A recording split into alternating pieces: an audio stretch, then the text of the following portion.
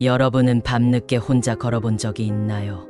불이 꺼진 골목길, 인기척 없는 시골길, 조용한 산길을 혼자 걸을 때 문득 이상한 기분이 들 때가 있습니다. 뒤에서 누군가 따라오는 것 같거나 눈에 보이지 않는 무언가가 자신을 지켜보는 듯한 느낌. 오늘은 그러한 순간을 담은 이야기 하나를 들려드리려 합니다. 여러분이 혼자 밤길을 걸을 때 한 번쯤 떠올릴 이야기. 달려오는 아이입니다. 한적한 시골 마을, 이곳에서 태어나고 자란 지연은 방학을 맞아 오랜만에 친구와 늦은 밤까지 시간을 보냈다. 시간 가는 줄 모르고 이야기를 나누다 보니 어느새 밤 11시가 넘었다. 친구가 밤길 조심해, 요즘 이상한 소문이 있어 라고 말했지만 지연은 대수롭지 않게 생각하며 집으로 향했다. 그녀의 집까지 가려면 산길을 지나야 했다. 낮에는 별것 아닌 길이었지만 밤이 되니 분위기가 달랐다. 가로등이 드문드문 서 있었지만 그 빛은 어둠 속으로 빨려 들어가는 듯했다. 풀벌레 소리만 간간히 들릴 뿐 길 위에는 인기척이 없었다. 지연은 가방끈을 꼭 잡고 빠른 걸음으로 걸었다. 이상한 기분이 들었지만 괜히 겁먹을 필요 없다고 스스로 다짐했다. 하지만 조금 걸어가자 저 멀리 가로등 불빛 아래에서 누군가 서 있는 것이 보였다. 처음에는 그저 지나가는 사람인 줄 알았다. 하지만 가까이 다가갈수록 그 존재는 이상했다. 6살에서 7살 정도 되어 보이는 작은 아이. 흰색 원피스를 입고 있었고 맨발이었다. 머리는 길고 헝클어져 있었고 고개를 푹 숙이고 있어 얼굴은 보이지 않았다. 지연은 걸음을 멈추었다. 이 밤중에, 그것도 이런 외진 길에 아이가 혼자 있다니. 불길한 기분이 들었지만 모른 척하고 지나가기로 했다. 조용히 아이 옆을 지나치려는 순간 그 아이가 천천히 고개를 들었다. 지연의 심장이 철렁 내려앉았다. 아이는 얼굴이 없었다. 눈도 코도 입도 없이 매끈한 피부만 덮여 있었다. 마치 가면을 쓴 것 같기도 했지만 그 어떤 가면도 그렇게 생기진 않았다. 지연은 비명을 지르고 싶었지만 목소리가 나오지 않았다. 본능적으로 도망쳐야 한다는 생각이 들었다. 그녀는 있는 힘껏 달리기 시작했다. 달리는 소녀, 쿵쿵쿵 쫓아오는 소리. 거친 숨을 내쉬며 전속력으로 뛰었다. 그러나 그때였다.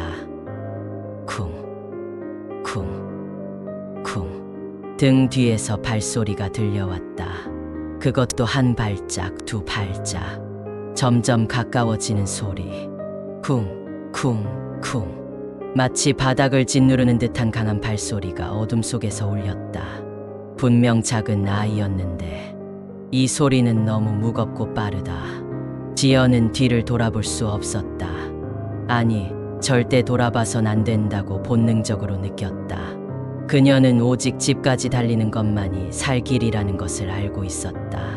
하지만 숨이 차오르고 다리가 점점 무거워졌다. 기운이 빠질 즈음 저 멀리 그녀의 집이 보였다. 조금만 더 가면 된다. 온 힘을 다해 집 앞까지 도착하자마자 문을 박차고 들어갔다. 쾅, 문을 닫고 숨을 헐떡이며 뒷문을 기대었다. 심장이 터질 듯 뛰었다. 따라오지 않았겠지? 조심스럽게 창문 너머로 바깥을 내다보았다. 아무것도 보이지 않았다. 길에도 가로등 밑에도 어디에도 그 아이는 없었다. 그제야 안도의 한숨을 내쉬며 바닥에 털썩 주저앉았다.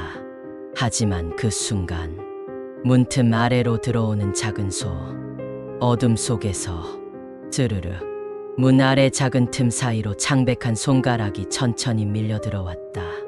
작고 가느다란 손가락이 마치 살아있는 것처럼 문 안으로 기어 들어오고 있었다. 그리고 그 순간 같이 놀자. 속삭이듯 들려오는 작은 목소리. 지연은 그 자리에서 비명을 지르며 기절하고 말았다. 그날 이후 지연은 혼자 밤길을 걷지 않았다. 하지만 그녀는 아직도 문득문득 그날을 떠올린다. 문틈으로 들어오던 작은 손, 속삭이듯 들리던 목소리, 그리고 집으로 도망쳤을 때 문득 떠올랐던 생각. 만약 내가 한 번이라도 뒤를 돌아봤다면 과연 어떻게 되었을까? 그날 이후 그녀는 밤길을 걸을 때 절대 뒤를 돌아보지 않는다.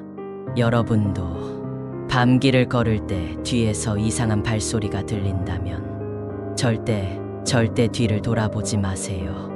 오늘 이야기는 여기까지입니다. 이 이야기를 듣고 나니 밤길을 걸을 때 괜히 더 신경 쓰이진 않으신가요? 혹시 비슷한 경험을 해본 적이 있다면 댓글로 남겨주세요. 그리고 앞으로도 더 많은 괴담이 궁금하시다면 구독과 좋아요, 알림 설정까지 부탁드립니다.